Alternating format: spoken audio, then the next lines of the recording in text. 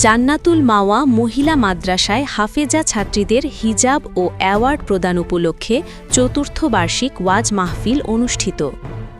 গাইবান্ধার সাঘাটা উপজেলার হাসপাতাল রোড গার্লস স্কুল মোড় সংলগ্ন এলাকায় অবস্থিত জান্নাতুল মাওয়া মহিলা মাদ্রাসা এর উদ্যোগে হাফেজা ছাত্রীদের হিজাব ও অ্যাওয়ার্ড প্রদান উপলক্ষে চতুর্থতম বার্ষিক ওয়াজ মাহফিল অনুষ্ঠিত হয়েছে।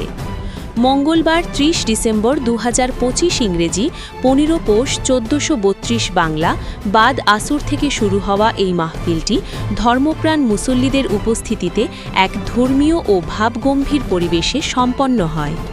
ওয়াজ মাহফিলে সভাপতিত্ব করেন জনাব আলহাজ এম.এ. সমিদ আলী সরকার, অবসরপ্রাপ্ত প্রধান শিক্ষক, কুমারপাড়া সরকারি প্রাথমিক বিদ্যালয়। মাহফিলের প্রধান অতিথি হিসেবে উপস্থিত ছিলেন ল্যান্স কর্পোরাল মোহাম্মদ সাইদুর রহমান সরকার, অবসরপ্রাপ্ত, বাংলাদেশ সেনাবাহিনী। প্রধান বক্তা হিসেবে গুরুত্বপূর্ণ আলোচনা পেশ করেন বিশিষ্ট ইসলামী চিন্তাবিদ ও উদীয়মান তরুণ বক্তা শায়েখ কারি মাওলানা মোহাম্মদ আনিসুর রহমান সিরাজি, প্রধান শিক্ষক, কেরাত বিভাগ, যাত্রাবাড়ি বড় মাদ্রাসা, ঢাকা। দ্বিতীয় বক্তা হিসেবে বক্তব্য রাখেন মাওলানা মোহাম্মদ মুতালিব হোসেন শেখ, সহকারী শিক্ষক, সাঘাটা পাইলট উচ্চ বিদ্যালয়। এছাড়াও দক্ষিণ যোগীপাড়া ভিটাবাড়ি জামে মসজিদের ইমাম মাওলানা মোহাম্মদ কামাল হোসেন সহ আরও অনেকে ইসলামী সঙ্গীত পরিবেশন করে মাহফিলকে প্রাণবন্ত করে তোলেন।